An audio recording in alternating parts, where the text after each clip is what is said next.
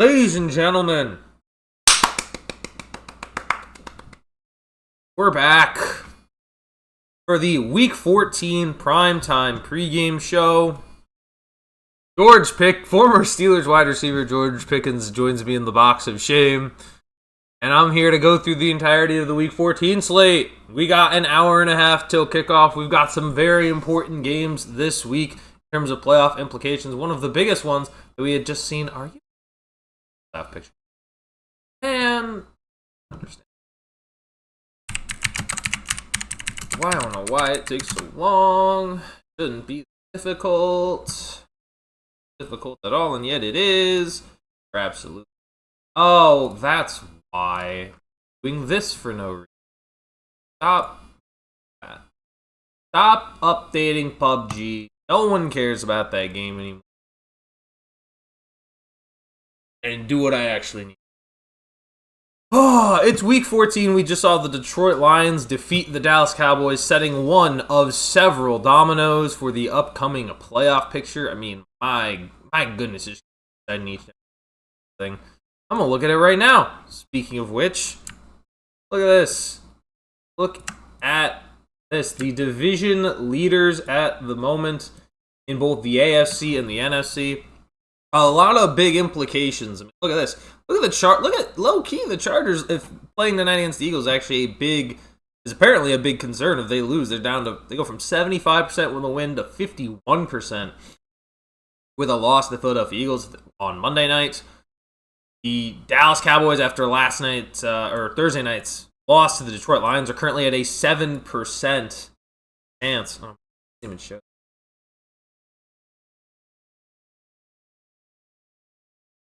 A 7% chance. Detroit now up to a 55% chance to make the postseason.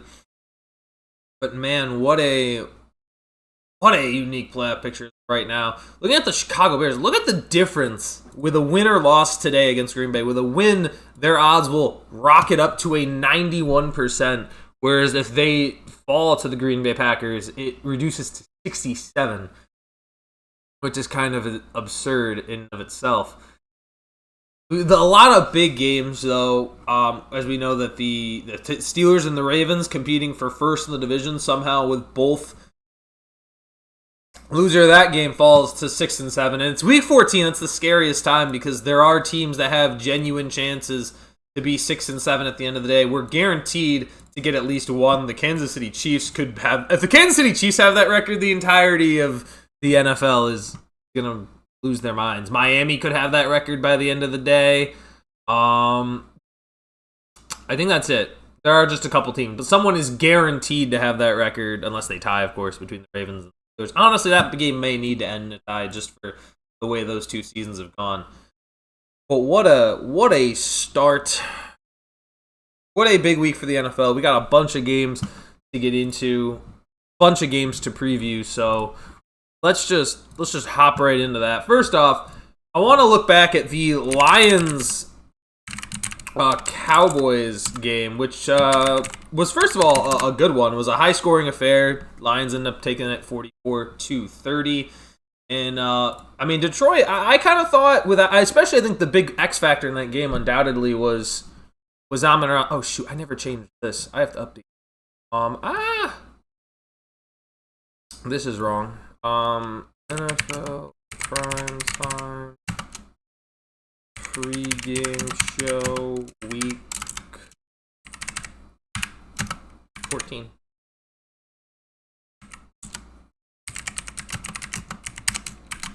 Here we go. That should be fixed now. Now it's not. That would have sucked. Perfect. All right. I missed changing that. My bad on that. Jesus, 5 minutes. I was only like 5 minutes. But overall, I mean, Dak Prescott again continued to go off against Detroit, but the addition of having Amon-Ra St. Brown back in this game was huge, made a huge difference. 6 catches, 92 yards. Didn't necessarily dominate the game, but came up in a couple of huge spots, especially late in the game. Had a big catch to get them down near the goal line. Jahmyr Gibbs, 3 total rushing touchdowns, also had 77 receiving yards through the air. David Montgomery ripped off that huge chunk run. I thought that was also one of the biggest statements of the game for the Detroit Lions. Oh my gosh, Al-Quaiden Muhammad with 3 sacks on Dak Prescott. But to me, this was just Detroit remind everybody, kind of, you can't count them out just yet. I think if they did not have Amon-Ra, I think this game could have gone very differently. But with the shocking reveal that he was going to play and all good to go, it was enough for the Lions to go out and get a big win at home, especially after a tough loss to none other than the Green Bay Packers last week. The more interesting thing from this game is George Pickens, who currently joins us in the box of shame, just a measly 5 catches for 37 yards. CeeDee Lamb was a large part of their production, along with Ryan Flanoy, who had a Boston coverage TD and also went over 150 yards. But I got to be honest, I can understand George Pickens having a bad game. That's not what I'm really concerned about. I'm more concerned about the Richard Sherman, George Pickens little Instagram Twitter war that happened post game. What did Richard Sherman? What was his exact words? I don't want to misquote. And then George Pickens had the need to respond to him. Come on, tell me what it was. Yeah, don't speak on me unless you know the game. Talking to a multiple-time All-Pro, whereas Pickens is likely to make his first Pro Bowl this year, but hasn't really done that since. Listen. Sherm's right. I'm going to be honest. Sherman is right when talking about him. What was it he said? Yeah, big story here is George Pickens. Pickens throughout the game, especially later in the game. When talking about him, especially later in the game, just look uninterested in playing football, and that's what you can't have. If you're going to be a superstar, if you want to be the best receiver in the National Football League, you can never be disengaged. Doesn't matter if the game is going your way or not going your way. You can't just disappear into these games, or else you're not going to have an impact. And just right here, cruising routes, you're the guy. CeeDee Lamb's not in this game. He's out, and you get intercepted on your slant routes. You can't be the guy, half-ass it. I'm sorry, that's just unacceptable. And then, of course, George Pickens responded with, if I could find that. George Pickens went on. Honestly, George started that, everyone's saying, George kind of started that rant kind of correct. Yeah, it's a team game. It's not all, it's not just him. There are other guys on the roster, and there were other guys making plays in that game that just wasn't him. Flanoy had 9 catches. CeeDee Lamb was over 100 yards before he left the game. And then just went completely off the deep end. It's like when someone's telling a story and they just completely lose the plot, and you're like, how did we even get here? How did we get to this part? And it feels like that's constantly a story with George Pickens. I would argue it's definitely going to make an impact free agency-wise. I know that's the main story there is how's it going to impact Pickens and what's he going to get paid. I think it's pretty obvious, for one, that the Dallas Cowboys just franchise tag him. I don't think, honestly, unless he hits free agency, obviously he will get a contract. But if I'm Dallas, I wouldn't fork over all that money, because it's not like you're a dominant team with him. Yeah, you had a little nice 3-game window of we can win the NFC East, and even I kind of bought into that just because of how poorly Philly's playing. But the truth is, it's not a team that needs Pickens. It's not a team that needs to have George Pickens, especially if you have other receivers playing. If you have Flanoy, who can play at a decent level at times too. That's a one-off, but it's not like the big performances from Pickens were consistently winning games. They're 6-1, right? They're not a top 10 team, really. Maybe they're 11. Maybe they're 11 or 12 during their 3-game win streak. But now losing this game, and the way you lose the game, especially if you want to be a number 1 receiver, Pickens was. That's part of the reason why Pickens wasn't the number 1 receiver in Pittsburgh. It's the Steelers would win games, right? And he wouldn't be getting the ball as much. And then he'd be pissed that he wasn't getting the ball. Granted, I can understand being a number 1 receiver, but if you're not going to be excited about a win, and you're going to be more excited about your statistics and what numbers you're putting up, I don't know. I don't want you on my team. I feel like if you're on a football team, you can't play it's a team game card, and then every time you're not getting the ball in big moments and not getting those opportunities, and your team loses, it's you need to be able to contribute to winning. You have to want to win more as opposed to putting your numbers up, right? For example, Steelers, Hines Ward was not just a very good pass catcher, he was also a great blocker, right? He would constantly go out and block and do a lot of other things, and sometimes he wouldn't be the main focal guy. And that's kind of the issue with a lot of receivers. That, listen, sometimes you're not going to be the focal guy. You can't just disengage from the team entirely just because you've only had 2 targets through a half. You know what I mean? And that's the issue with Pickens. He'll just disengage for some reason. And it happened a lot in Pittsburgh, and it's why Pittsburgh ended up trading him. The only reason I think it's working better for Dallas is because, well, they have better quarterback play. They just have had better quarterback play for the last few years now.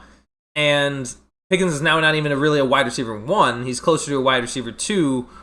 I mean, listen, you could argue, yeah, he's like a 1A or like a 1B to CeeDee Lamb's 1A. But this idea that Pickens after 1 season is just better than CeeDee is, you got to slow down on those talks. I don't think you realize how good CeeDee Lamb has been the past couple of years. You got to be paying a little bit more attention.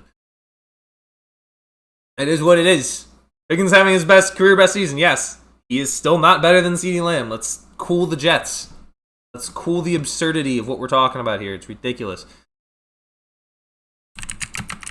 Anyway, that was the Dallas Cowboys. I think that game really absolutely shot him in the foot. They could not. I understand there's no tiebreakers with Detroit anyway because Dallas has a tie, so there's no real possible like tiebreaker situation. But the reality is, losing that game was just something that you needed to win that game. And I think going in, the expectation was there's not going to be Amon-Ra. There should be a chance to outscore them because they'll just have one of their best players not there. And I mean, especially when you consider the last 4 games, if they had won that game, this could have all been very reasonable for Dallas. Like, home games against the 2 tougher opponents I think they would have had, and the Vikings and the Chargers, they could have beaten the Cowboys and the Giants or the Commanders and the Giants on the road. But losing that one to Detroit really, really flattens things to get 7%. I mean, Philadelphia would have to lose to the Chargers, and there's no guarantee Justin Herbert's even going out there. So, and I would still argue, despite the struggles Philly has, Philly should be the favorite going into a matchup against the Chargers at home. Like, bar none. Regardless, tough loss for Dallas, huge win for the Lions. It keeps them alive, very much alive in the playoff hunt, putting their playoff chances over 50%. They just kind of need Seattle or Green Bay or San Fran to kind of fall off the wagon a little bit, or even honestly, they need someone to fall off, and I think someone will. I think Detroit will sneak in. I don't think it'll be these 7 that we have right now, because the 7 that we have, dang it, the 7 that are here right now include like the Bears. The Bears have a tough schedule. It's not a guarantee that they're in the playoffs. It's been a great season, but it's not a guarantee. Like San Francisco still has a lot of injuries as well on the defense side of the ball. That could come back to bite them, but we'll see where it goes. I mean, obviously, one of these 2 teams is going to win. I don't think they're afraid, nor do I even think they're afraid of Tampa because they have the tiebreaker. That's not a big deal either. I think Detroit does sneak in. I just don't know who gets kicked out.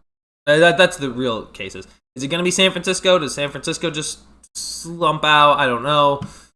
Actually, I have to see their schedule strength. If you're the 49ers, I mean, I know the 49ers are on bye week, but they do not have it necessarily easy. Like, Titans will be easy. Titans will be an easy one. But you still have to go on the road to Indy. You have to host Chicago, and you still have a rematch with Seattle. And that game since week 1, those teams are wildly different from where they were in week 1. So it's not going to be an easy path for San Francisco either to hold on to that last seed in the NFC. We'll see where it goes, but it could be difficult. I know Tennessee should be the easy one, but they still have 3 very good teams that they'll be playing in the final 3 weeks. So we'll see if, especially because when you look at San Fran's schedule, it's not like it's been a hard, like Saints I see on here. That was like back in week 2. Atlanta's on this. They played the Giants. They played Arizona, both games against Arizona, right? So how good is San Fran? Maybe. I mean, they have beaten Houston. They've beaten Jacksonville. They beat Seattle earlier. They split the series with the Rams. They beat Carolina. They also got Cleveland on this list. I don't know. I don't know what to make the San Francisco 49ers because A, they're not fully healthy, and B, the level of strength of some of their opponents is lower than what you would like it to be for a team with 9 wins, especially because if you add the Titans to that list next week. So we'll see, but I do think someone does leave. It could be San Fran, and I think there's a very good chance could be San Fran, or even how weak is Seattle? I'm wondering what Seattle's schedule looks like right now, because that one's also a possibility. Well, there's Atlanta this week. They also play Indy. Seattle, honestly, could struggle in the late weeks, too. I know they have a very talented team on defense, but they also have to play the Colts. They get the Rams, they get the 49ers, the Panthers. Actually, after Atlanta, all the other teams they're playing have winning records. So that's also one that Seattle could very much... And again, Detroit really only needs a couple teams to slip up once or twice. And with a lot of these teams in the late seeds playing each other, it does kind of bode well for Detroit a little bit. I think someone is going to miss the playoffs, though, in that current playoff picture. I think Detroit does slip in. As for the AFC, my God, I don't trust anybody from the AFC, to be completely honest. Patriots are like probably the team I trust the most, but I don't trust the team. Like their schedule has basically been the current draft order. Denver has trailed in every single game that they've played. Like they can't dominate. I've never felt like Denver's dominating team. I think they played Dallas once, and that was the closest game where they dominated, and that was it. So there really wasn't much there. Jacksonville again, like basically almost kind of like Denver, but like slightly worse. Like I like Liam Cohen as a coach. I think he's got a lot of offensive creative vision, but I don't know what we'd be looking at if he like. Do we really think he's better than the Broncos? No. Do we think they've even like their last most impressive win was against Kansas City? So what am I to make of that? I mean they won, but I mean Kansas City's also 500. So it's like where's the big win for Jacksonville? I think it might come this week against the Colts. I thought Jacksonville would win the division, but it's not. I don't know. If they beat the Colts, though, I think the script on them has changed a little bit. But we'll see where that goes. Face off against Colts later today. Baltimore or Pittsburgh, I don't really care who claims the AFC North. I think either team is going to be probably one and done. Maybe Baltimore could pick up a win, but it's not. Neither of those teams have been significantly impressive. The Chargers, Herbert's got a hand thing. The offensive line is not fully healthy. The running back room is not fully healthy. I mean, you're just going to struggle, I think, against, especially like if you'd have to play Jacksonville, or no, you just play Baltimore, right? Or let's say you play Baltimore or play Jacksonville. Like a lot of these teams also, very good pass rushers. Josh Hines-Allen's having a great year for Jacksonville. We know what Nick Bonito on the Denver front does. Indianapolis has been underrated as well. Like, it's not going to be easy sitting back there in the statuesque in the pocket and just being able to easily throw the ball. The Colts, Daniel Jones now is playing on a broken leg. Playing on a fractured fibula. Like, he's basically not fully healthy. Jonathan Taylor, like, for some reason, they are just moving further away from Jonathan Taylor in their game plan. I don't know why they're doing that. Doesn't make any remotely sense to me. And then Buffalo, run game is terrible. And then Houston, offense is terrible. Like, at a certain point, guys, fix it. Like, especially, and also, what's the interesting thing is, if you looked at this, like, schedule, like, let's say you looked at these playoffs, and you were like, okay, it's going to be the Patriots, Broncos, Jags, Ravens, Chargers, Colts, and Bills. Let's say that's the playoff picture. If I said that right now, you know what you'd tell me? That's got to be the Bills' year, right? That's got to be the Bills' year. They could be, like, literally the Bills have only really lost once to Joe Burrow, and then the rest of their losses are to the Chiefs. This out of all the years for it to be the Bills' year, this should be it. This should be Josh Allen's year. This should be the year the Bills are able to actually make a run and Josh Allen can get his ring. This should be it. And it probably isn't, which is insane. But then I like look at the other 6 teams and I'm like, really? Like, one of these 6 other teams is going to be in the Super Bowl. They don't feel overwhelmingly, like, none of these teams feel like they do something incredibly well. Right? That's what I feel. Like, they're all doing a lot of things pretty decently, but there's not one particular thing where one of these teams dominates in it. And I mean, you still got Houston on the outside the bubble. If they can beat Kansas City, their playoff chances skyrocket from 63 to 84, and if they lose, drop below 50%. Like, so many huge playoff implications in the game we have this week. And looking at that, I mean, my goodness. Like right now, I think obviously Steelers, Ravens for the AFC North. Bills playing the Bengals. I think that's huge for Cincinnati as well. I think that's big for Buffalo if they win that game. Colts, Jags is a huge game for the AFC South. You've got you got Bears, Packers, Texans, Chiefs, Eagles, Chargers. All of those games with massive playoff implications down the stretch. It's going to be interesting to see. And then you got like the draft order games. Dolphins, Jets feels like a draft order game. Titans, Browns is definitely a draft order game. But there are some sneaky ones. Bucks need to beat New Orleans. That's a big one, I think, for Tampa because they need to stay. I think they need to stay a game ahead of Carolina because Carolina is a little sneaky. I don't think Carolina's better, but I do think they need to do their due diligence and beat New Orleans. That's the point there.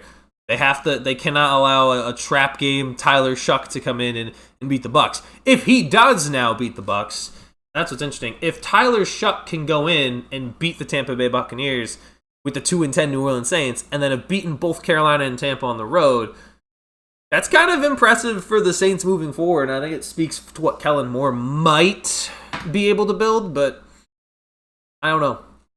I also would think if you're Kellen Moore, you'd kind of like a crack at this, because outside of what the AFC North is in right now, the NFC South is like the second weakest division in football.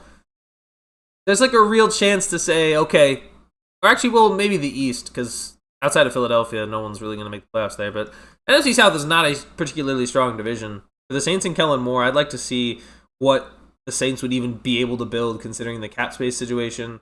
I think they got to move off players like Alvin Kamara who are too old.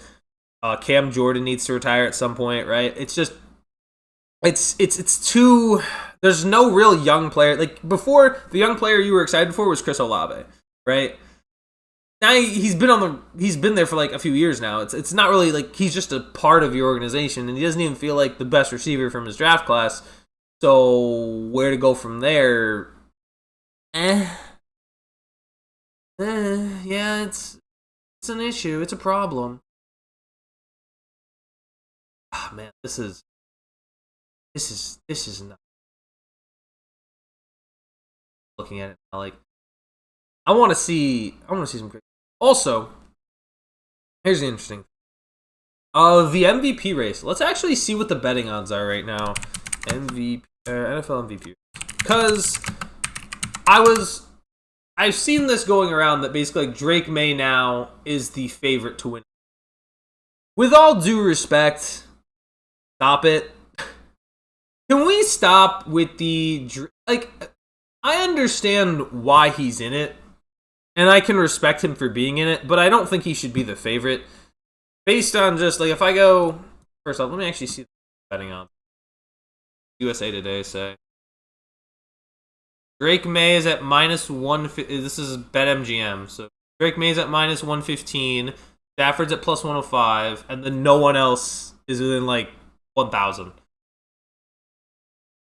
Yeah, Jonathan Taylor fell off. They just haven't been winning the ball. It really is kind of a two-man race at this point.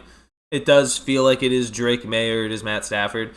I would still give it to Stafford. I think I understand that Drake May is winning a lot of games, but it's not like that schedule is impressive. Like, I don't think it is. I understand the difference in, the New England Patriots were so bad last year, and then the leap that Drake May is taking. But if we're actually going to go and look at, like, let's look at, like, the stat leaders. I gotta be honest. I feel like it should be Stafford. We have to remember, yes, Drake May is leading the league in passing yards, but Drake May has also played one more game than, like, 28 other teams. Because they have another bye week, and they've also played, like, not good teams anyway. Like, and despite that, he only has, like, 23 touchdowns. Like, man, why can't we... Like, Stafford's the only one who, numbers-wise, is at 30-plus touchdowns. He's at 30. He's at 32 touchdown passes, 4 picks. That's more touchdowns and less picks than May. Like if you switched the teams that these two teams had to play, I think Stafford's record might be like 12-1, and Drake May's record is like 8-5, which is still like that's not like a huge knock. It's still good, but the reality is one of these guys is better than the other. One of these guys is just better. And Drake May will have other opportunities to win MVP. I'm not saying that he won't, but It's just at a certain point, one guy is producing more. Just is. He just is. Like, one guy is putting the team, I think, significant more on his back. I think the one thing, Drake May is taking a lot of sacks, too. It's not a good offensive line, is it? Maybe that's the argument. But if Drake May, has less... This... Where offenses are now in the NFL bothers me to a Herculean level. Because offenses used to be so much more dynamic and explosive and putting up bigger numbers than offenses. And it's crazy, and that's crazy to me because everything over the last 10 years, I would say, maybe not everything, maybe 90% of the changes that the NFL has made to its league are there to benefit the offense. They're there to benefit quarterbacks, receivers, running backs, all of it. It's all there to support those offensive players. And the fact of the matter is that the offensive production has gone down over the last several years. Especially passing the ball. I don't even know, is anybody going to... How many quarterbacks are going to crack 4,000 yards? 6? Can I get, projections? Is there a way to just look at it as a... I know these are the passing... But if I click on Dak. Where... Dak would hit over his projected mark. I mean, okay, fine. Will Darnold hit 4,000 yards? Barely. 4,100. And he's got the league's leading receiver. When you have the league's leading receiver, and probably the guy who's going to finish number 1 receiving yards, and you're barely cracking 4,000 yards, it's just... And I get it. It's a run-first team, but that's... That hard... That I don't know what to tell you, man. That just don't... That don't mean much to me right now. It just doesn't. It does not mean a whole lot. Trevor Lawrence... Number 1 overall pick, Trevor Lawrence, is going to finish short of 4,000 yards passing. Okay, let's take a look at, another number 1 overall pick, Bryce Young, who is now in his 3rd year in the league. Yep, he's going to barely have 4,000 yards passing. I know he missed a game.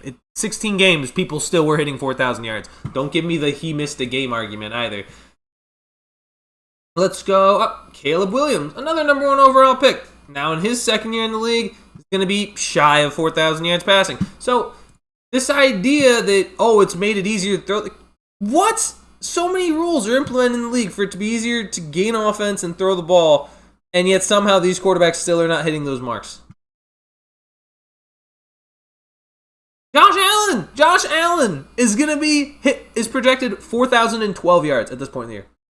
Barely cracking 4,000 in 17 games played. Why?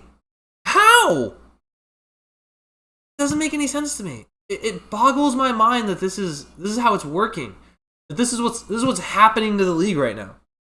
Is that it's rare to throw. I don't know, again, 4,000 yards, but dude, the Chicago Bears are still not going to have a 4,000 yard passer unless Caleb Williams absolutely goes off the last 5 weeks. It doesn't. I think it bothers me. I'll tell you one thing. It definitely bothers me, right?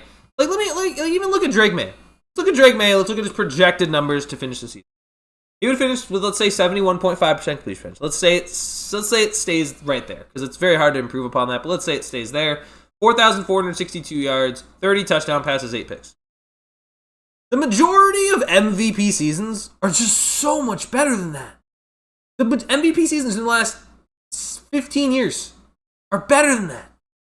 There's more production than that. The fact, come on, that's such a weak sauce MVP campaign. No, am I crazy?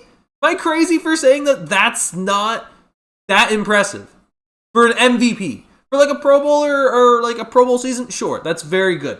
But for an MVP of the league, that's what we're putting up. That's what we're getting. It's just nuts to me. It's not okay. It's not okay. And I'll even argue Stafford's.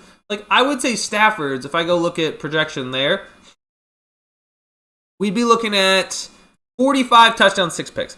A little better, but 45 touchdown passes to 30. And we're going to sit here Drake May. Again, then this is projected. This is not guaranteed. But if that's what's going to happen and Stafford's going to hit 45 TD passes, come on. Come on! That's 15 more touchdowns, brother. Can we honest there? Can we just say that's what that would be? I don't know. And the reason why his passing yards are so high, a lot of times, like especially against Jacksonville, he could have ran it up. Bro, sat fourth quarter. Like, if you're sitting quarters, you're probably like an MVP reign, right?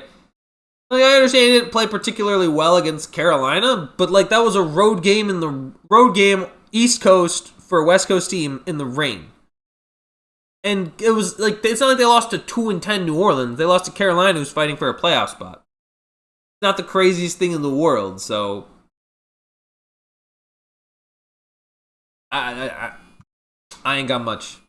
And then, like, who do they play this week? Like, if Stafford goes for 5 touchdowns against Arizona, okay, y'all can stop now. I mean, I know it's a bad team, but still, like, he would just put up numbers, show the difference in the game, absolutely dominate them. It shocks me. It shocks me that Drake May. I understand why Drake May's in the conversations. I do. But I'm not looking at that and saying, yeah, that'd be like, I'm telling you, if he wins MVP, it'd be like a bottom 10 MVP season of all time. Just would be. Just would be when you compare it. Like, go look at all NFL MVPs. Let's even go like to the last. Look at this. Does it show their numbers? Please tell me it shows.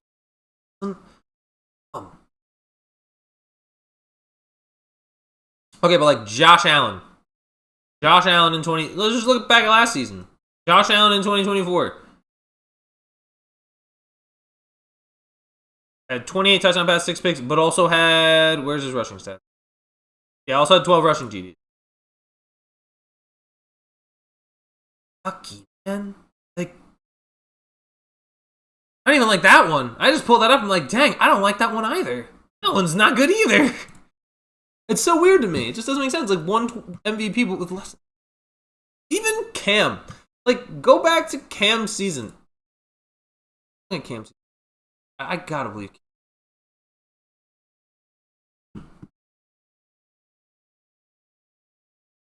Yeah, he was shy. But he had more passing yards. I guess Cam also had a certain amount of aura, too. Whereas, I don't know, Josh, they were also 15-1, and they didn't have a great. Like, the majority of the time with these passing quarterbacks that have been MVP. Go back to 2 years ago when it was, what was Mahomes 2 years ago? That looking like? Good. 0.3 passer rating. What? No. Okay, yeah. Was it this? MVP in 2022 was 5,250 yards, 41. Like, that's a real passing season. To have 5,000 yards and 41 touchdowns, that's a good MVP campaign, right? Like in 2018, with another 5,000 yard season and 50 touchdowns. That's the difference. That is the difference. And the fact of the matter is, it's like, what are we doing? How is Drake May, like 30 touchdowns, 4,000? What? I mean, even watching the games, it's like, yeah, there's a lot about why New England's better. It's not just him. If it was just him, New England wouldn't have had 4 wins last year. What's the other MVP? Like, okay, 2021 Aaron Rodgers. Or even forget 2021, all of Aaron's MVPs. 37 touchdowns, 4 picks. That's 48 touchdowns, 5 picks. 38... 45 touchdowns, like, these are like... I'm surprised Aaron doesn't have a 5,000 yard season. That's actually shocking. I'm surprised he wouldn't have had. But like, man, with a 78% completion percentage to throw 48 touchdowns and 5 picks and average 9.1 yards a throw, not to mention 125 passer rating. Like, dude, it's not to mention he has. Look at this, 28. He's got his first MVP season. That's the record for passer rating, 122.5 over the course of the season. Like, why don't we have that anymore? Why don't we have that from quarterbacks? Right? Like, it doesn't make sense. Maybe it's because the NFL defenses are being so passive because being aggressive actually is like such a net negative now these days. But, brother, is I'm sorry, but that is not doesn't even sense, man. Man, doesn't make any sense, man. What did it say his name next to it? Oh, was it? Oh, no one cares.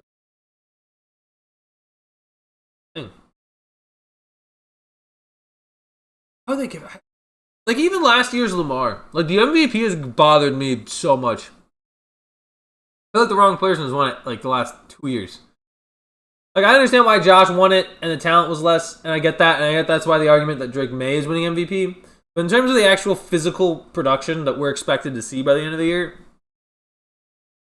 is it really like, are we gonna sit here and say, yeah, you know what?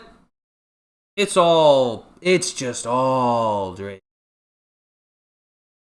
I love Drake May. Drake May's entertaining and fun to watch. The second he gets close to winning a Super Bowl, though, I will turn on him. I will turn on him immediately. Like I don't think you all understand this. Y'all think it's fun to watch Drake May now. You're gonna get into the playoffs and you're gonna play them, and you're gonna get flashbacks. You're going to get flashbacks of playing the New England Patriots back when your team had a shot at it, back when your team was shooting for a Super Bowl, and you're gonna get flashbacks and you're gonna lose again to the same team with a new quarterback. People ask me why I hate Boston. I hate Boston sports. Boston, lovely town, great. Sports, I have no interest in seeing you guys constantly be good all the time. None whatsoever. I don't want to see people be like Drake, May. No, ain't no way. The second he takes a lead in a playoff game, I'm script is flipped. Becomes actually no, can't happen. If it happens, the fact that it happens so fast, when you think of how many teams have been in poverty for so long, and New England's just back after not even like barely half a decade, barely half. And let's not forget, they went 2019. They missed the playoffs with Cam. They get Mac Jones. They made the playoffs. New England has only been absent from the playoffs for 3 seasons, and they're going to be back again. It's unbelievable. It's ridiculous. Jay, what is up, man? How you doing on this good Sunday? It's good Sunday. It's not good Sunday, but it is a good Sunday. Drake May's all fun and games now until some guy named Kendrick sucks. Dude, let's get put Kendrick Perkins just in a football uniform and send him out there. Boston good for one thing and one thing only: clam chowder. I love me. I've actually not eaten. I've eaten like a couple. I've probably eaten clam chowder a long time ago. I've not had one recently. It was because I used to work in food and service, so any food we served was like, I'm not eating that. Not because it was bad, just because I have to look at it all day. You never have that? Like if you ever worked at like a food place and you would see what you'd be serving, and it's like, it's good, like the first couple times, and then you see it all the time, and you're like, yeah, I'm not trying to eat this. There were some things that weren't like that, but I don't know. I don't got the rules to going off about that. I haven't food service in a while. But again, this whole New England thing, someone's gonna like whoever like watch. Who would probably Buffalo would probably if the playoffs stay the same right now, it would be Buffalo playing them. Dude, Buffalo's not gonna have. Buffalo wants to go into New England and kick their ass, right? Like nobody I really think wants New England to go far in the playoffs. Like it's fun watching Drake May. Nobody wants to see Drake May win. If you say you want to see Drake May win a championship and you don't live in Boston, like you can't be serious right now. You do not want to see that again. I don't need flashbacks. It's ridiculous. I don't want the flashbacks. I don't want this to happen again. Okay? I just want someone different. Just no Patriots, no Chiefs. And no Ravens, Bengals, or Browns. And I'm okay with that. That's only 5. There's like 11 other teams in the AFC that I'd be fairly okay with. Just get them in there. Get them in there. Why do we got to see this again and again, over and over again? It's okay. Just not. Does not need to happen. It's so diabolical. Absurd. Spoiled fan base. Any Patriots fan that is younger than 20 years old is spoiled to all hell. They just are. I don't got no business to explain it to you. You are. You got to watch great quarterback play for 20 years. But it's like, great for 20 years. And then you're just back with another quarterback that's going to be potentially great for another 20 years.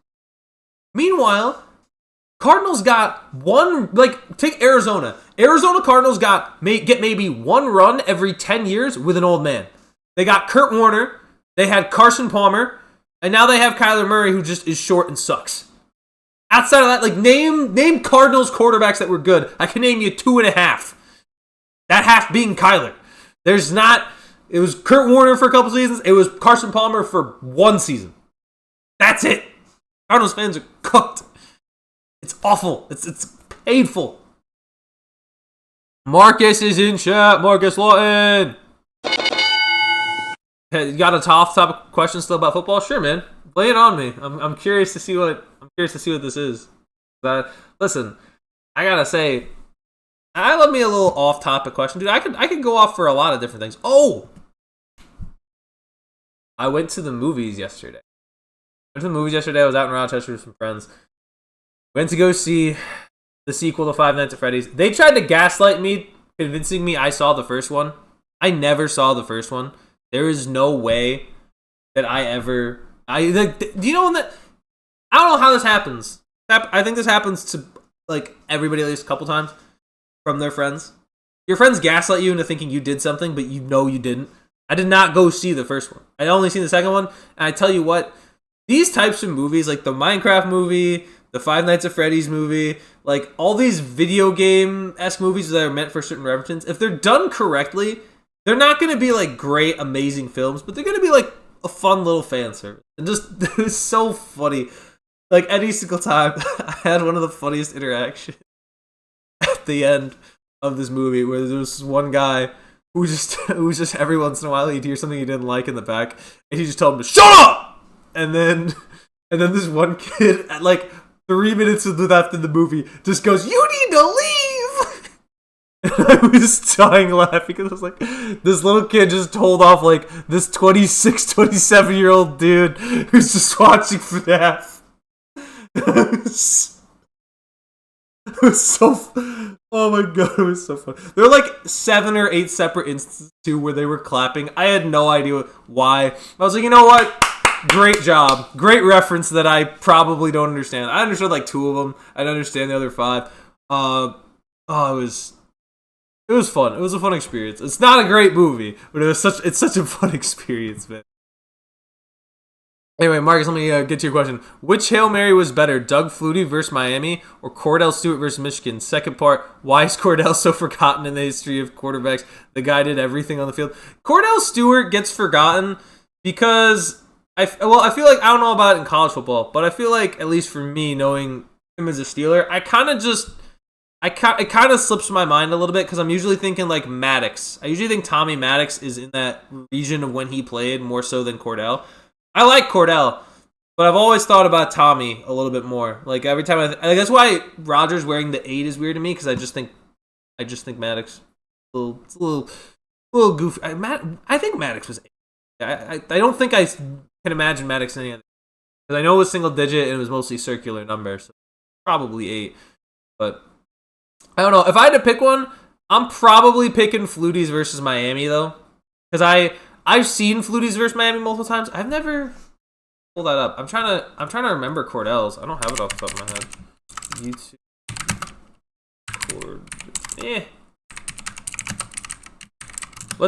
I'll rank them right now. I'll rank them right now and see which one if I'm doing it just based off of. Oh yes, amazing. Oh my god, guys. How many years has Allstate? No! I don't care. I have to get ad block, by the way, man. I have to talk to one of my friends who has like an actual decent. You know what? Probably need to get that, and you're probably right, but I forget to get it, and then I'm like, I should probably get it, and then I don't get it. I realize it'd be so much better if I just did. I think he just went over and says, just throw it up. If I were the defense, I'd have a few guys over there. When did this happen, by the way? When was this? Did it have like a 1994? Alright, let me see this right now. 3 wide outs at the top of the picture. Stewart with time. Lets it go. Holy crap, you can almost see the ball in the entire... Oh my god! How do you... Wait, hold on. Where'd that go? I gotta see this. So it's right there. That's where the ball is. Where the ball is right here. It lands amongst like one. You got one Michigan guy going up for it, and then you got Colorado guy. Hold on, right here. Got two Colorado players. You got one Michigan guy who looks like he's about to grab it. Ball gets popped up. It's over here, not in frame, and then this guy is just tracking it down. Look at that, boom! And by the way, and this is something that I never understand on Hail Mary attempts. The second the ball is tipped, stop playing the ball. Tackle the dude. You're allowed. The second the ball is tipped, you can just tackle him. So I've never understood why like some guys aren't playing the ball, and then the second a guy sees the ball gets tipped, tackle, just push him out of the way. Like that would be my logic on Hail Mary defense. Look at that. And then he's still fighting to get this guy, and that ball is just cooped right underneath his neck. Oof. That's crazy. Westbrook, dude. Russell Westbrook went up and caught that thing. Incredible. All right, I vaguely remember the Flutie one. That one's pretty. That one would be tough to beat. You get the. This is gonna give me the same. Oh no, I do remember this. Because doesn't he throw this? This gets. Maybe I'm thinking of a different. Maybe I'm thinking of the Atlanta 49ers. But I remember that. Look at this little Flutie. Flutie looks so like top heavy too. Throws it down. Caught by Boston College. Oh my god. Where does that even go? It's right here. And it's like, dude, how do you get behind all of them? How is he here? There's a whole yard. How is there? I count 1, 2, 3. 1, 2, 3 Miami players. Just like, yeah, he's there.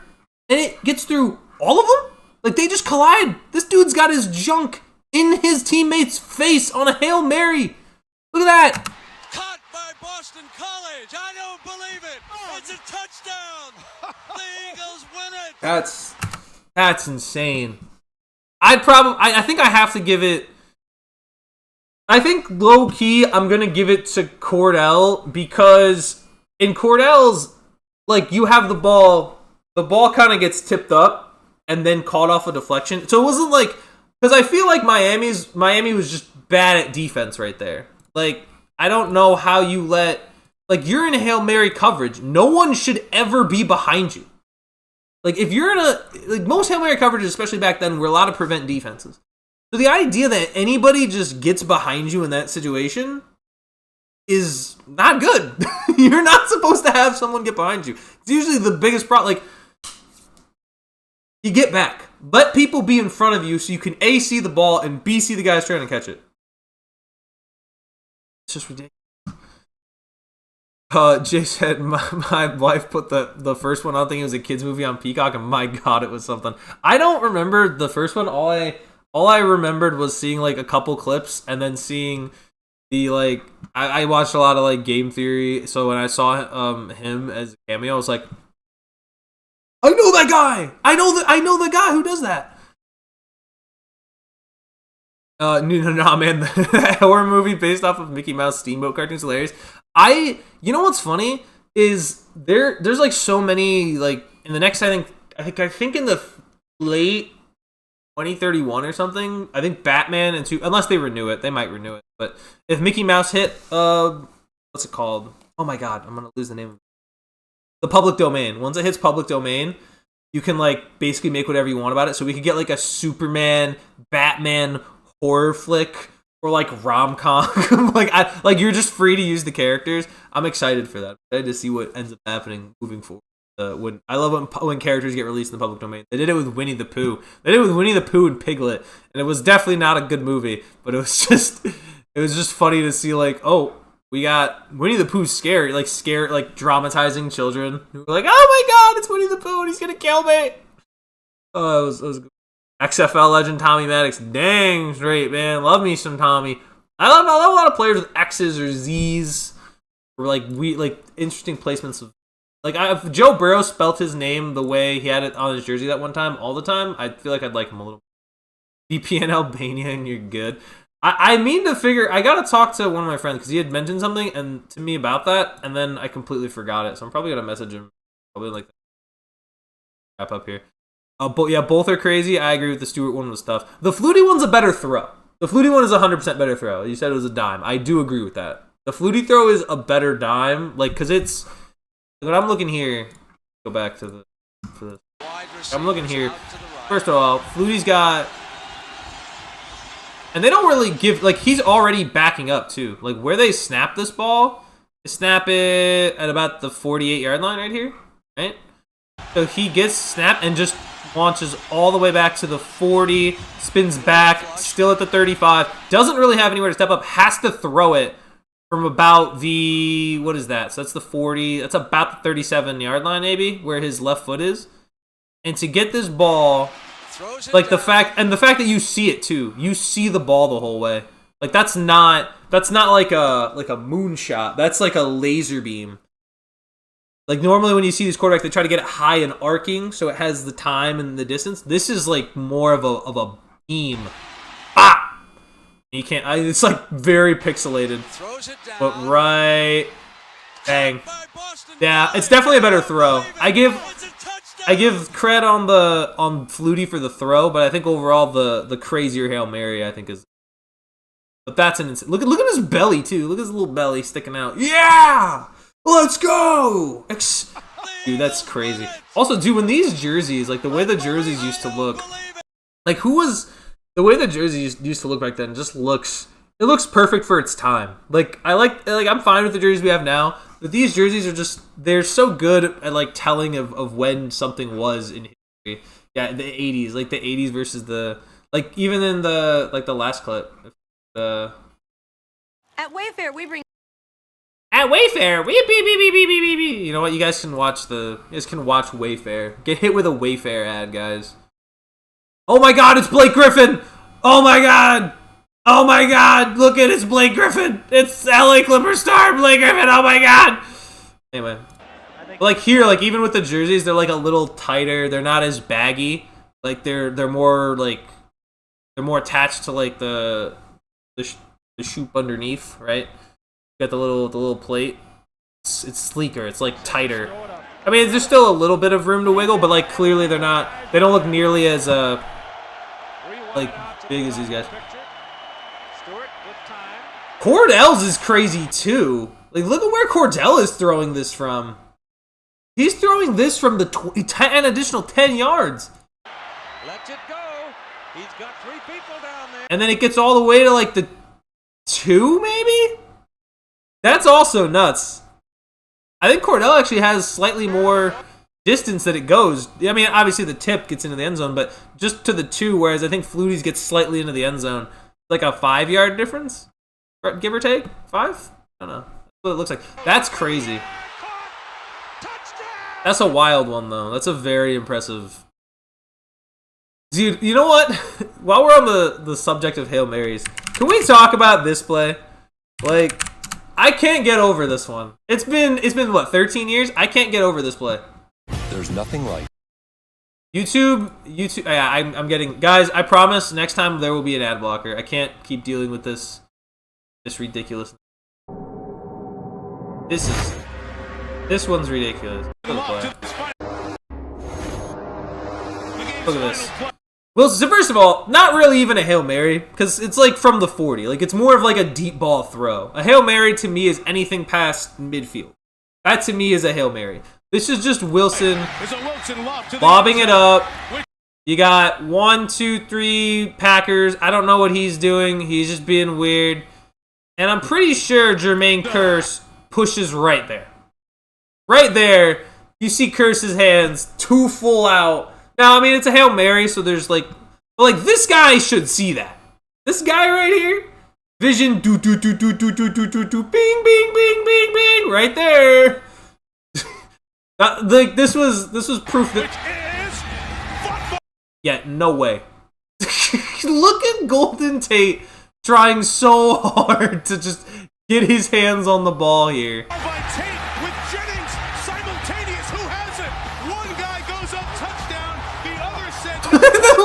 Look, It's like, oh, shoot.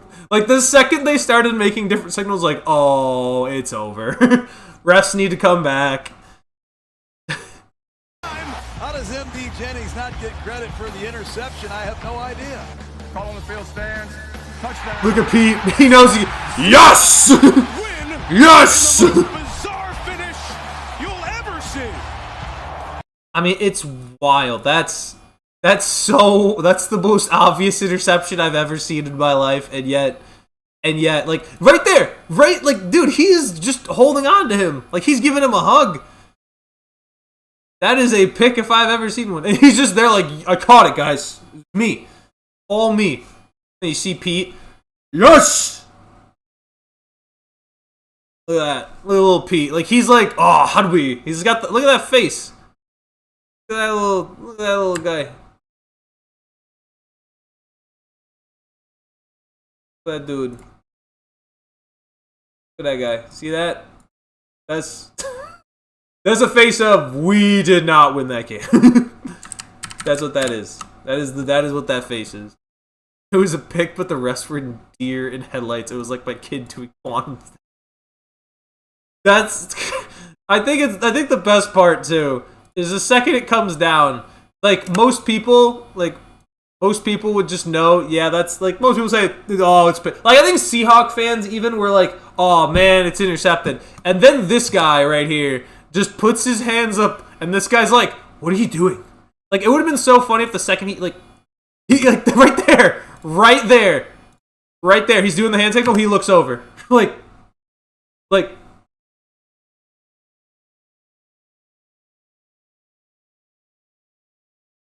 What are we doing? Like, oh no. Like, it's like the face of, like, you forgot to pick up your son at soccer practice. You're like, uh-oh. Where's little Billy? And it's, like, raining outside. It's like the scene from 2.5 Men. You think you're forgetting something? No. See, if you was important, then probably not something to worry about, you know? Face of a dad who found out his son paying the head cheerleader. Just, yes! That's my boy! That's him! That's what I'm talking about! That's why he's the GOAT! The GOAT! What other Hail Marys are there? Okay, here's another Hail Mary. Hail Mary Rodgers. Like, we all know the king of the Hail Mary. This Hail Mary, to me, not this one, it's this one.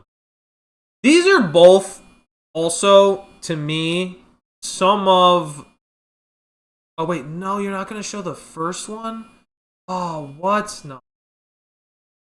The back-to-back. Hail Mary, Rodgers, versus Cardinals, back-to-back. This is better. Perfect. Again, this right here. So, Arizona is bringing a 4-man rush. There's 55 seconds left in the game. It is 4th and 20. The fact of the matter is, ain't no way anybody should be anywhere inside the 20-yard line. Ain't no way. Ain't no way on a 4th and 20, 55 seconds left. Green Bay has no timeouts. Nobody, not a single person, should be anywhere inside this 20-yard line. And yet, those 2 first downs by half a link into the game here. If they don't. And yet, like, there's no reason. Like a second before he snaps the ball, ain't no way anybody should be close. Whatever. Rodgers spins away to his left, being a right-hand quarterback. Spins away to his left, being a right-handed quarterback. You got Calais Campbell bearing down. Josh sitting, getting some block help over here. Nobody's even close. Rodgers from the goal line, like not even steps, like barely steps into this. Oh my gosh, I didn't mean to go back that far. Like right about there. It's barely like it. He's barely stepping into this. He's just mostly flicking it all the way down to the 44-yard line. 43-yard line. To Jeff Janis, who, by the way, started the season, I think, as wide receiver 7 behind, it would have been Jordy at the beginning who tore his ACL, then Randall Cobb, then Devontae at the time, who was, I think, wide receiver 3, then James Jones, then, like, Jared Abbrederis, I think there was one other Packer receiver that I'm not thinking of, but I think Jeff Janis was at least wide receiver 6 on the Packers to start the year at best. So Jeff Janis just gets by. I believe that's Tony Jefferson. No, that's Justin Bethel. Getting behind Justin Bethel, special teams corner, so nothing crazy. Like, he's used to getting behind special teams because Jeff Janis himself is probably an ultimate special team guy. But this is insane. Insane that Arizona ever allowed that to ever happen, right? How in the world against that defense do you get a guy free? Especially because this was one of the best defenses in the league, by the way. Roger says, let's spike it. And they're going to clock it. They're going to come up and clock it. Hold on. A 10-second runoff. What happened here? And then they tried it again. They went back to Janis again, by the way. Right here. I don't even think they clocked it. Did they clock it? They didn't even clock it. They were coming up to clock it. And then Aaron's like, you know what? No. Let's run a play. Let's run a play real quick, guys. We got this. Let's go. Runs a play with, look at this, again, spinning to his left, right at about the 48-yard line, because that was probably a hold is what this is. And again, I mean, that's catchable. That's catchable. Like, I mean, that's a great play by Bethel to break it up, but that was exactly where that ball needed to be. Flag on the play. I forget what this was. This had to have been holding. Wasn't set. The guy was the big hero. Oh, it wasn't set. He doesn't Where just get me to the part.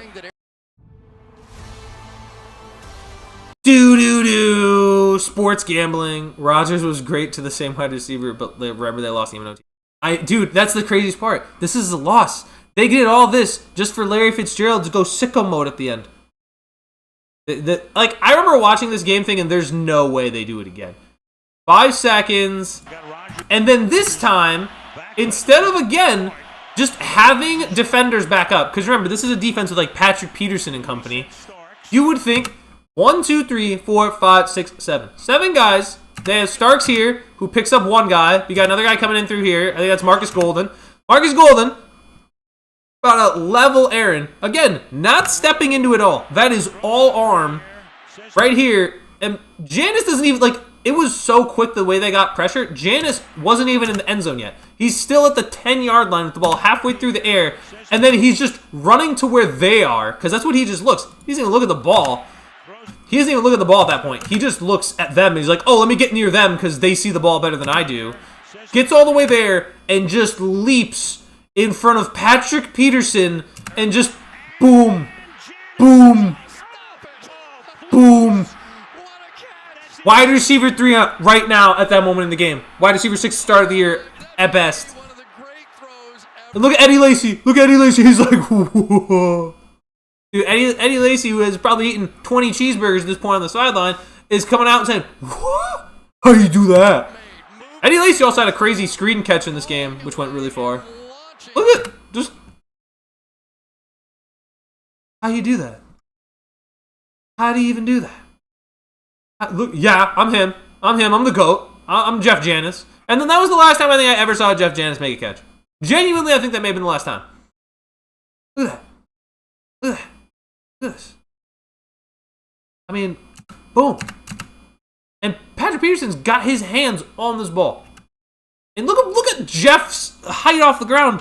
He jumped up so high, his foot is right at, I think that's Rashad Johnson. That's Rashad Johnson's lower booty right there. And just is up and hanging. And then Patrick Peterson's still ripping him down. And look at this. Rashad Johnson gets his mitts in there and is actively trying to rip it out right there. And yeah, he's got it pinned clean on his side. If he had landed the other way, that would have been incomplete too. If he had landed to his right instead of his left, ball would have probably hit the ground. They would have ruled it incomplete. Instead, he falls the other way. Green Bay has one of the craziest Hail Marys of all time. And will that happen today when they play the Chicago Bears? Probably not. But I bet it'll still be a great game. That's one of the big ones. It's one of the big headliners. Bears today. Oh my gosh.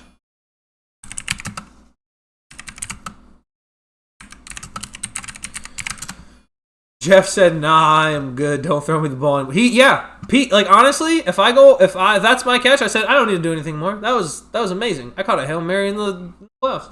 I wonder how long it'll be for a Super Bowl to end on a Hail Mary. Like, I wonder if at some point there will be a Hail Mary performed in the Super Bowl. Like, just for the last play of the game to win it.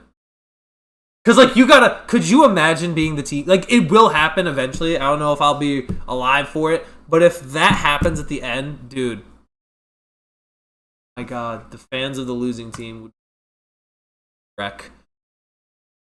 Oh, man. It would be rough. Anyway, games today. A lot of good games. Browns, Titans, Falcons, Seahawks, Jags, Colts, Viking. Actually, let me run through these picks real quick. Let me just pick these games, and then I will probably eat a snack. Oh, also, when I was out with friends, I went to like this. We went to this Greek pub. Not Greek, German pub. Go out and get like a little pretzel. Like, and the pretzel was huge. Like, it was an 1850 pretzel, called 1850, and it came in like a pizza box. It was that big. The giant pretzel, and it had like mustard and beer cheese, and oh, so good. I'm gonna probably have some. Let's heat some up. Titans, Browns. Who's winning here? Honestly, this is actually gonna be a good one. Cam Ward versus Shedeur Sanders, who were projected to be the top two picks. I think this is a very good chance Myles Garrett breaks the sack record in this game, just because I know Cam Ward is rookie and the Titans offensive line sucks. Probably going to go with the Cleveland Browns. I think it's very hard for them to lose at home. If they lose at home to Cam Ward, and this Titans offense is one of the worst teams I've seen in a while, that's going to be tough. I got Cleveland beating the Titans. Seahawks, Falcons. Still Kirk Cousins. Unless Bijan pulls even more of a heavy workload than he did last week, I don't think the Falcons are winning this game. Seattle's defense is too strong, and Seattle is too good. I got to roll with the Seattle Seahawks. Sam Darnold is playing effective ball as he has pretty much the last couple years, or at least last year, and then he's playing it this year as well. I'm gonna roll with Seattle to take down Atlanta. Super Bowl Hail Mary and the betting fans. Oh my gosh, can you imagine the teams? Let's imagine how many parlays get broken. The Super Bowl if it ends on a Hail Mary. The toilet bowl, 100%. Yeah, Titans Browns gonna be the toilet bowl, and Cleveland's probably gonna take it. And then I just don't. Man, Kirk Cousins has gotten his bag. Like this also the Kirk Cousins bag of him getting this bag in particular is one of the most egregious ones I've seen. For him to get that much money just to basically play like half a season and then be a backup for the rest of it, kind of wild. It's kind of impressive almost. I wish I was able. Jaguars, Colts. That's number 3 on the list today.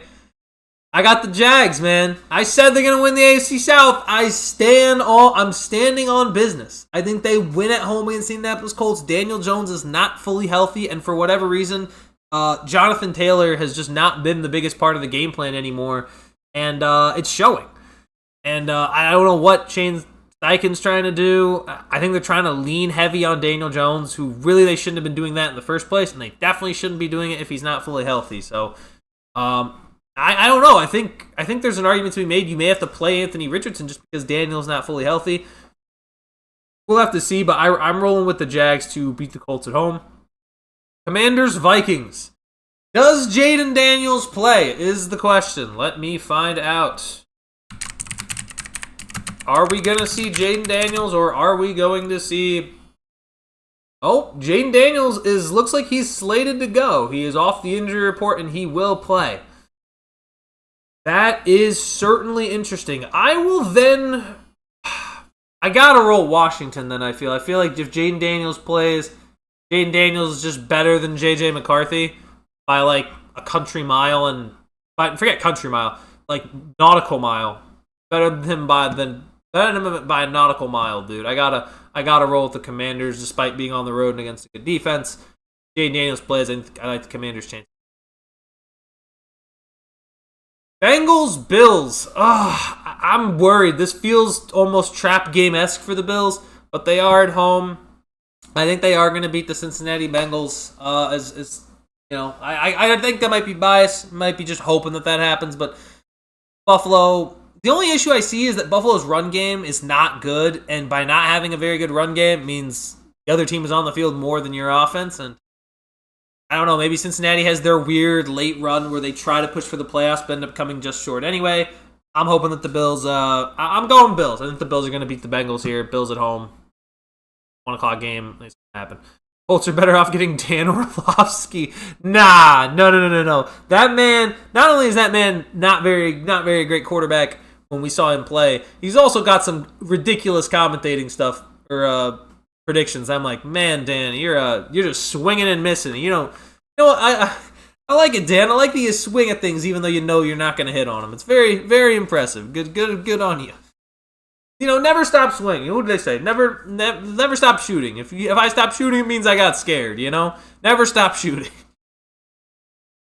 Saints Bucks. It would be funny if somehow New Orleans beat Tampa, but I got to go with the Buccaneers. I think this is a game where they need to get back on track. They need to try to get hot again because they're gonna have 2 matchups late in the year against Carolina if they want to win the division.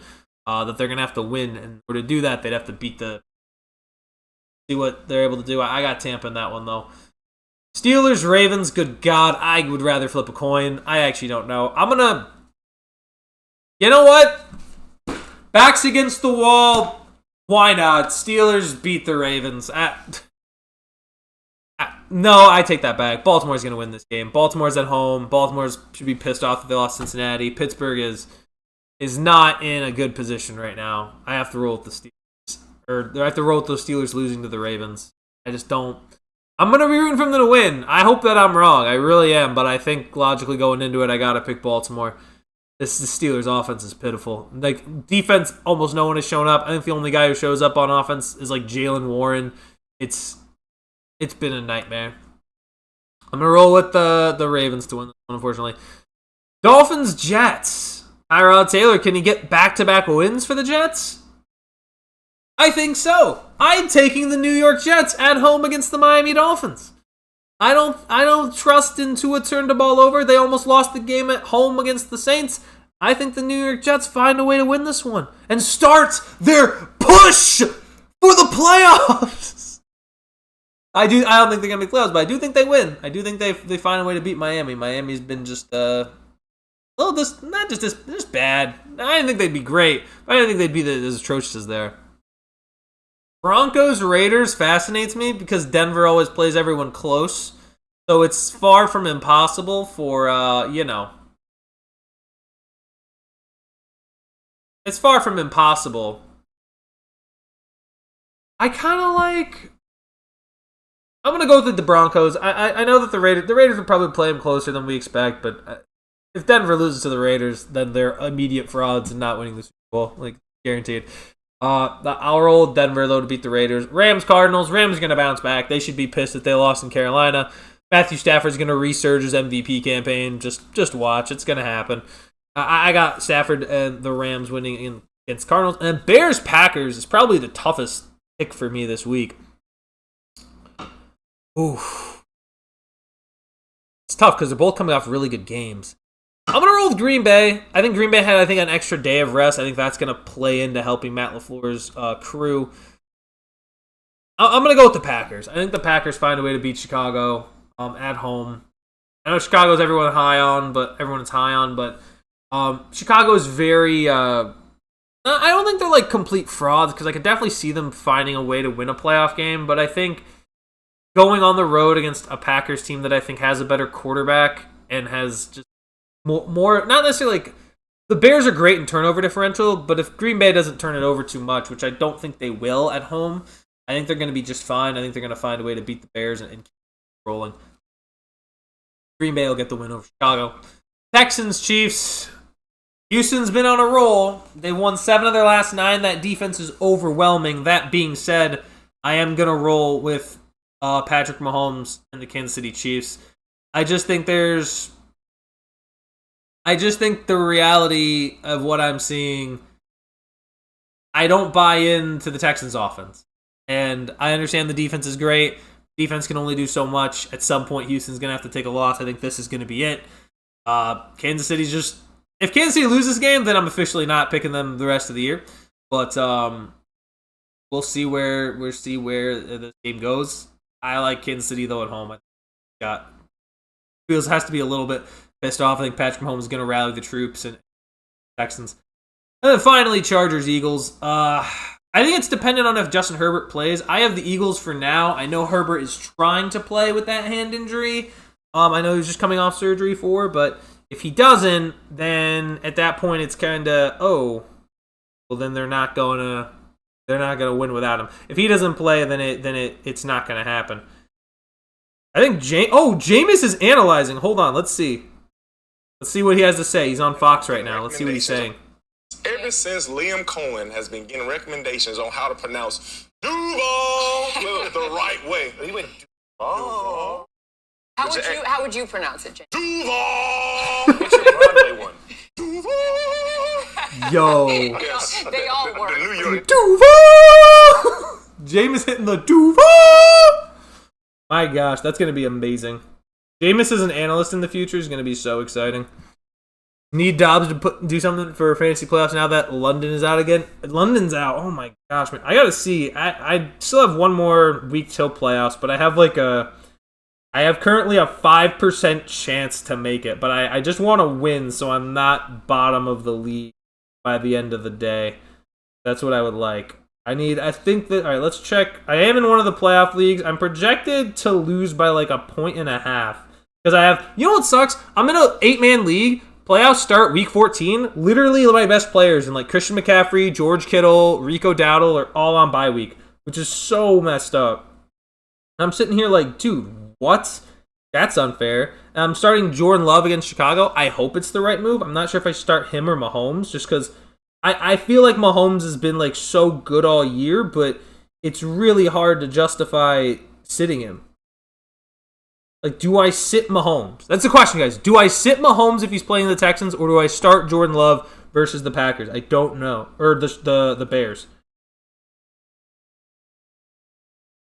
I don't know. It's so... When was his... I'm trying to think of when he flopped. He flopped at Buffalo. He didn't play well at Denver. I might have to sit Mahomes. I just can't... His best performance is at Baltimore and then at Dallas this past week. I'm going to have to play Jordan Love. I think I have to. I think it's the only play that makes sense. Yeah, I need the double D's, Doubs and Devontae. Listen, I'm down with Doubs doing something if that means Jordan Love is doing something. Then over here, Marvin Harrison out. This matchup doesn't matter. I make playoffs in the D&E league.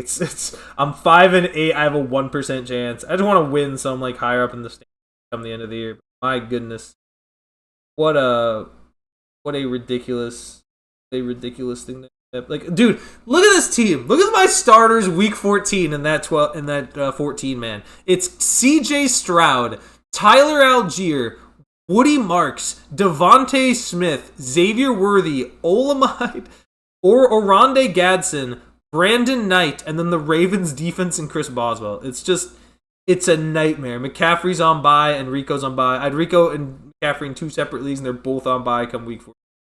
It's a mess. It's so insane. Ugh. It's going to be an interesting one, no doubt, but I'm hoping that I find a way. That's all I can hope at the end of the day. Got Mahomes starting, then again, my backup is Stroud.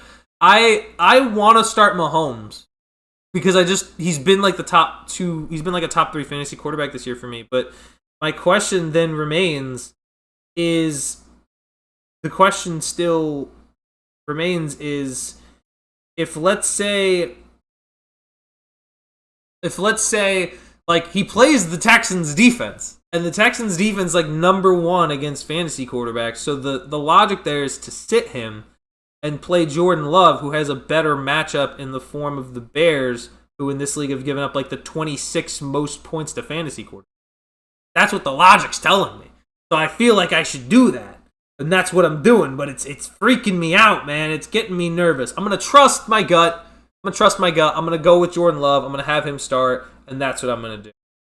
And then we'll see. I also have Josh Jacobs, too. So even if Jordan Love isn't throwing the touchdowns, I might be able to get the Josh Jacobs punching him in. So hopefully the Packers have a good day offensively. That's what I'm hoping. And if not, we'll see. Because I have a tough one. I got to go up against Bijan, who's playing Seattle. My opponent is Devon Achane. This is like an 8-man league. He's got the 3rd and the 5th best running back. Ladd McConkey's on there. DJ Moore. Kyle Pitts. He's starting Pitts and Bowers, which is kind of absurd. But He's got 3 tight ends. He's got Laporta on here, too. I don't need Laporta. I just need Kittle and Goddard will be good enough for me. That being said, we'll see where these things go. I'm going to hope that my team can pull through. After that, that's all I have. We got 10 minutes to kick off. I am excited. I hope y'all are excited. I'm going to watch Pittsburgh probably fall to 6-7. I hate it all.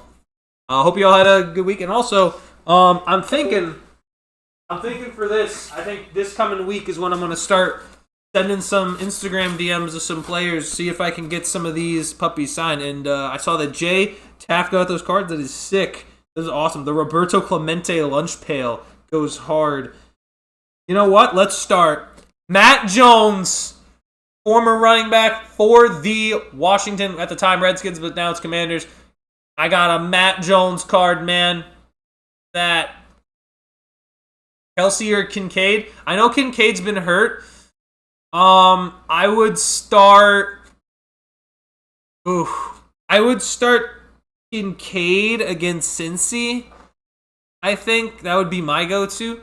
But that you could really go either way. I know Kelsey is the better tight end, but I don't know. I think Rashee Rice is having such an impact in the Chiefs offense. I feel like he's going to be the main guy they try to get the ball to against Houston. You know what? You could. I don't think there's a wrong answer there, but I would, if I had a choice, I'm just gonna. I'm gonna start. I would say start. Start Kincaid. What Baltimore's tight ends were doing as well. Oh, yup, Dan Marino, baby. Dude, I can't wait to start this journey. I can't wait to start this quest. I'm gonna send it out. I'm gonna probably make like a short or something just so I can get it into the algorithm. I'm gonna have to see what. DM me. I have a website that shows where to send some of those and how long it takes to find. Oh heck yeah, that's sick, dude. I can get Olivier Vernon. Remember when he signed with the Giants after having some decent years in Miami, and then was good for one season, and then was okay after that. I remember. But I am excited. I'm excited. I gotta get through the 400, and then I'll have to check it out, and I'll probably send you a DM. Actually, so send the site over if you got the link, Jay. Send it over to just Primetime on Instagram if you can. I'll take a look at it and see what I can find. I really want to message the players individually though, and try to like, hey dude, sign this card. Also, come on the podcast. You know, do some. Like, here, let me ask you for like 3 or 4 favors. You've never met me before, you know, that kind of thing. Regardless, this is where I am closing us out for today. We got 7 minutes to kick off. Get your lineup set. Get your lineup set. Get your bets in. And enjoy this Sunday, folks. It's December. It's December. It's time. It's football season. Maybe we'll get some snow in the next coming weeks for some snow games. That'd be awesome to watch. In the meantime, it's been Phil from Primetime with Taff and Phil. Thank you for joining me on the Week 14 Primetime pregame show. And I'll see you guys next time. See you guys this week. I'll release a schedule for this week to see when we'll be shooting, streaming, doing all the stuff. So I'll keep you guys updated.